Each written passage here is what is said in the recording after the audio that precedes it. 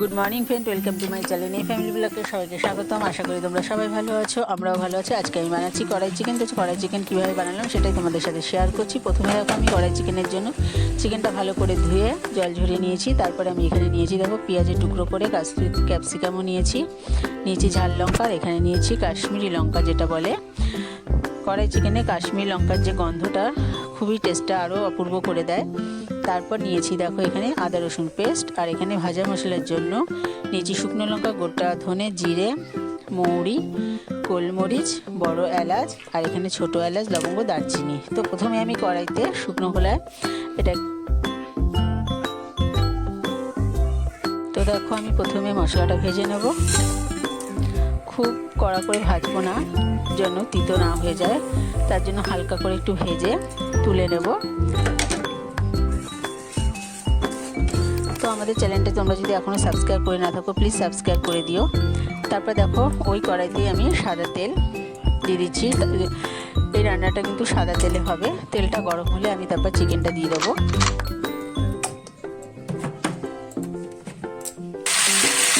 দেখো চিকেনটা একটু ভাজা ভাজা হলে এখানে আমি তার মধ্যে দেখো আমি মশলাটাও আমি ড্রাই করে নিয়েছি। এখানে কিন্তু পুরো হালকাভাবে মিক্স করবে না তোমরা, একটু ড্রাই গোটা গোটা রাখবে। তারপর নিয়েছি 5-6টা আমি এখানে টমেটো নিয়েছি। এবার দেখো চিকেন থেকে যে জল ছাড়ছে এখানে আমি দিয়ে দেবো টমেটো আর কাঁচা লঙ্কা।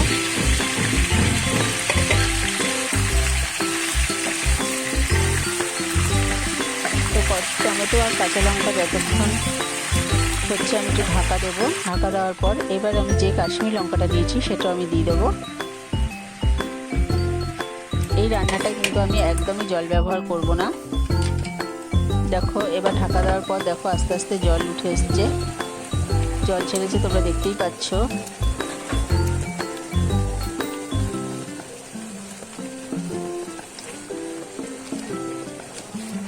দেখো টমেটোটাও ভালো করে সেদ্ধ হয়ে এসছে।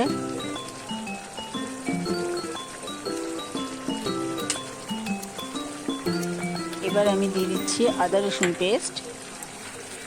আদা রসুন পেস্টটা দিয়েও ভালো করে কষাবো।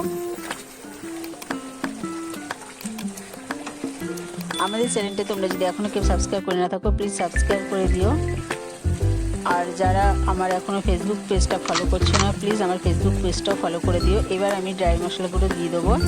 এখানে আমি প্রথমে দিচ্ছি জিরের গুঁড়ো, ধনের গুঁড়ো, হলুদ, কাশ্মীরি লঙ্কা,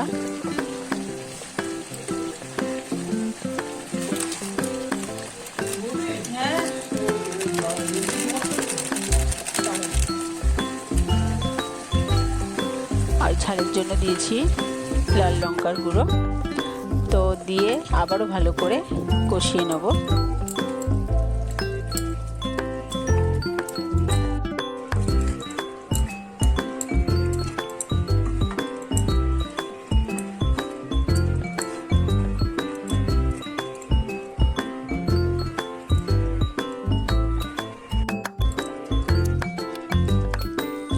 তারপর দিচ্ছি দেখো স্বাদ মতো নুন।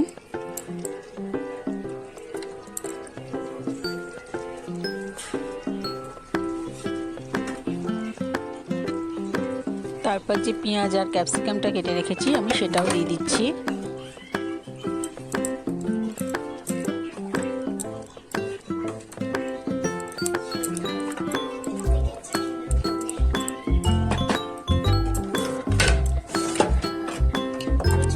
আবার এবার ঢাকা দিয়ে দিলাম।